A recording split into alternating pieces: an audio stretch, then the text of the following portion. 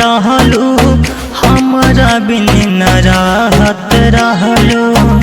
जब जब दुखवा पड़ल भागत चलियावत रहलू।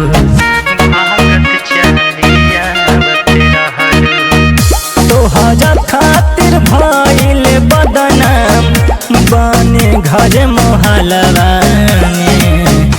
जान तोहर भरते बारे जौनपुर अस्पतालवा में। जान तोहर भरते बारे सदर अस्पतालवा में। जान तोहर भरते बारे